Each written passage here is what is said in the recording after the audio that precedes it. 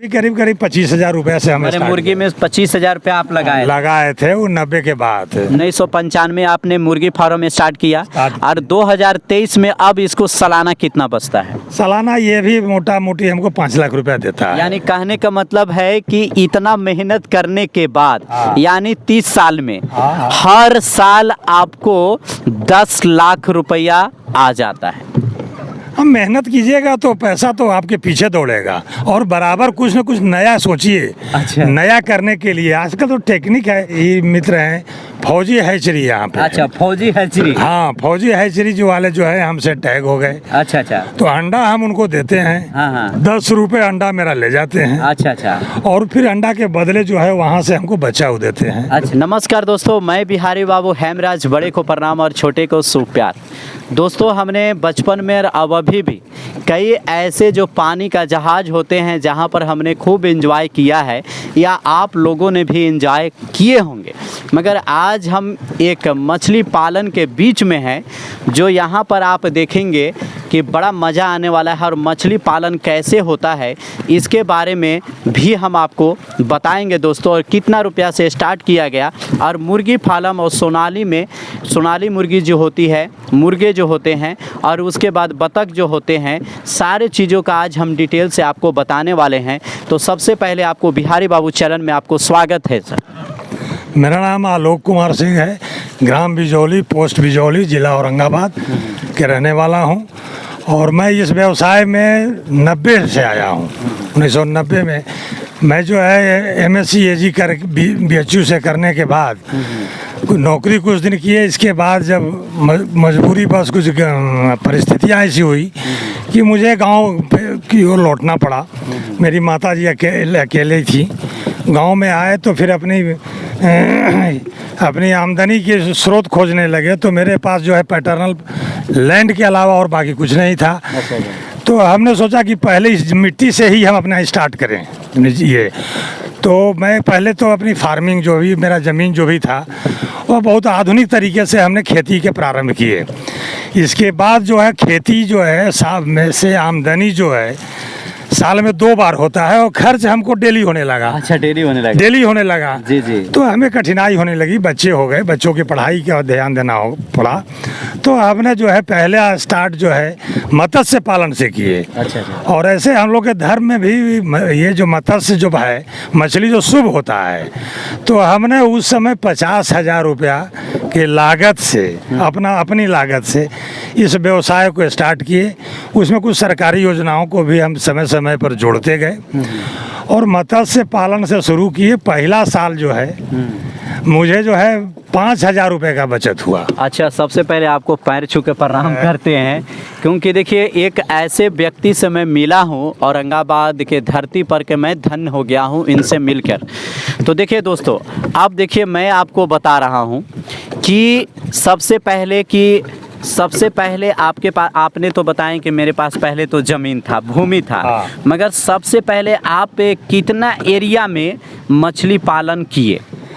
मछली पूरा प्लॉट जो है मेरा 2.5 एकड़ का है। जी जी। जहाँ ये सब हम क्या एस्टेब्लिश किए हैं। जी जी। लेकिन मछली पालन हम 1 एकड़ में किए। और कितना से स्टार्टिंग किए? कितना मछली आप डाले इस तालाब में? मछली डाले उस समय तो बहुत इसका जो है जानकारी भी नहीं थी। हम थोड़ा अपने उस विषय से रिलेटेड थे। तो उस समय हम जो तालाब में 50,000 रुपये जो मिला था उसी में से 5,000 रुपये का जो है बीज, रोहू, कतला, नैन, ये सब जो है ये दे करके हम स्टार्ट किए थे। और कितना दिन में आप इसका बेनिफिट लिए? 1 साल में हमको 5,000 रुपये का बचत हुआ। 1 साल में शुरू में आपको 5,000 रुपये लगाए थे? हाँ, और 5,000 हुआ। तो अभी कब ईस्वी में? 90 में। 90 में यानी 90 में यानी बहुत पहले की बात है। लेकिन हम जो है हिम्मत नहीं हारने वाले आदमी हैं। जी जी। हिम्मत नहीं हारते हम कि 5,000 हुआ, फिर 50,000 भी इसी से लेंगे और 5 लाख भी हम इसी से लेंगे। कितना सालों में? यानी 1990 से लेके 2023 तक में अब आपकी 1 साल का मछली से कितना आमदनी है? मछली से सिर्फ अभी के डेट में जो पूछ रहे हैं तो अभी हमको 5 लाख की आमदनी है यानी इस एक साल में। 1 साल में। क्या बात है। लोग कहते हैं कि हिम्मत नहीं हारना है। वही एक व्यक्ति हैं आलोक जी जो पहले 50,000 रुपया लगाए और 1 साल में इनको 5,000 रुपया मिला, मगर आज के डेट में कितना मिला 2023 में, फिर आप पूछ लीजिए कितना मिला फिर दोबारा। 5 लाख रुपए प्रति वर्ष इससे हमको प्राप्त हो रहा है। प्राप्त होता है। हाँ। और दोस्तों अच्छा, इसके बाद आपने सोनाली या मुर्गी जो फार्म लगाया है उसमें आप शुरू में कितना लगाएं और कब लगाएं?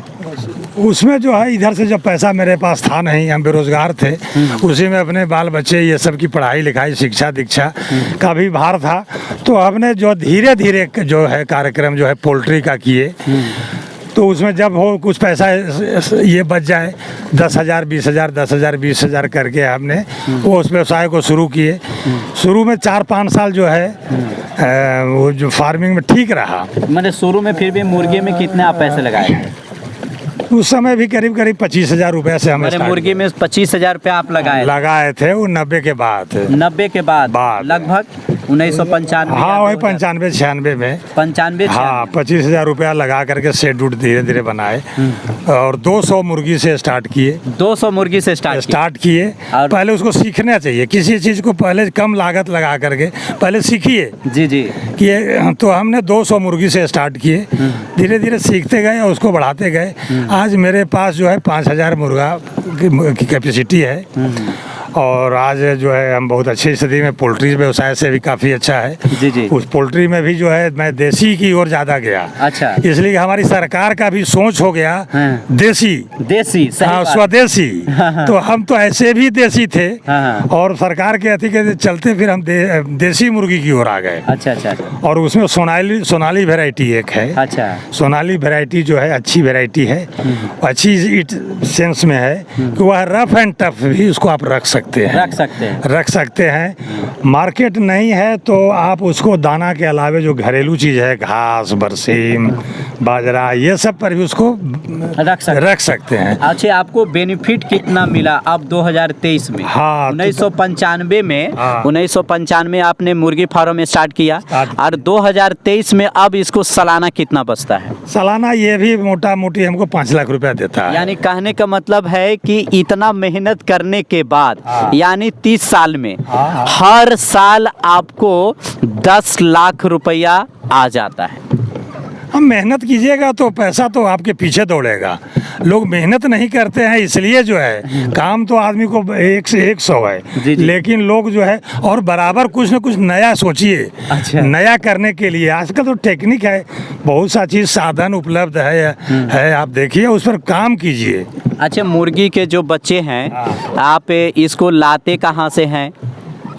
इसमें हम जो है अंडे का भी काम करते हैं। अच्छा, अंडा आप कहाँ से लाते हैं? अंडा तो अपना ही मेरा ये होता है। हो गया अंडा बत्तख का और ये देसी मुर्गी का, सोनाली का, ये दोनों अंडा में भी हम काम करते हैं।